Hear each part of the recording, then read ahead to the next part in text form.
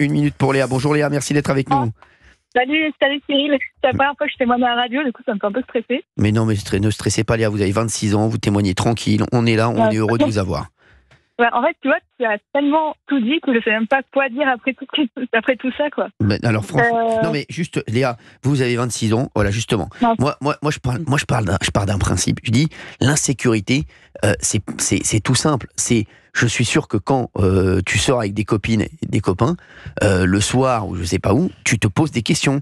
C'est toujours, on est stressé. On va pas. Déjà, je demande toujours, c'est dans quel quartier qu'on va. Et je vérifie s'il y a beaucoup de taxis qui peuvent passer par là ou quoi. Mais sinon, selon le quartier, j'ai pas envie d'y aller, quoi. Mais je suis sûr que quand tu t'habilles le soir pour sortir, je suis sûr que tu te prends la tête. Jamais de jupe. Je mets jamais de jupe. Bah bien sûr, mais ou alors je mets un short sous le jupe. Je pense que toutes les filles font ça, de mettre un short sous la jupe parce qu'on a peur quand on monte dans le métro ou dans les escalators que quelqu'un regarde ou touche sous la jupe, quoi. Mais vous vous rendez compte où on en est, Léa? Et c'est vrai que c'est ça, moi, de ce dont je parlais, elle a 26 ans, Léa. Et Léa, c'est ça. Aujourd'hui, Léa, elle va vivre avec l'insécurité dans la tête. C'est ça. Elle vit avec ça. Alors que je suis sûr que vos parents. Oui.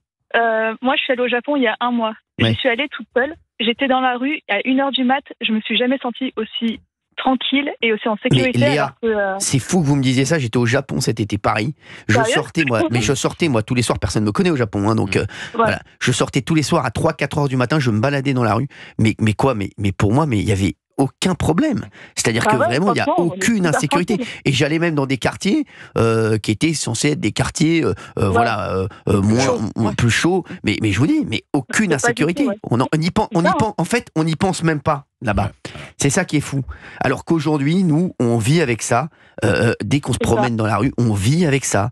On met moi, je suis moitié japonaise et c'est vrai que j'ai la double nationalité. Et là, je suis vraiment en train de penser à quand j'aurai des enfants, est-ce que je vais rester en France ou est-ce que je vais au Japon, quoi. Mais moi, j'ai trouvé que le Japon, franchement, Léa, je trouvais que c'était le paradis. Je suis désolé, le paradis. Il y a une sérénité, il y a une sérénité incroyable. C'est propre. C'est fou. En fait, c'est propre. Mon copain, c'est qu'à un moment donné, au Japon, je m'étais posée, c'était sous un pont à minuit, en train de manger. Je me disais, mais putain, j'aurais jamais pu faire ça en France. Mais c'est ça, jamais de la vie. Et c'est vrai qu'il y a même au niveau de la propreté de la ville, c'est incroyable.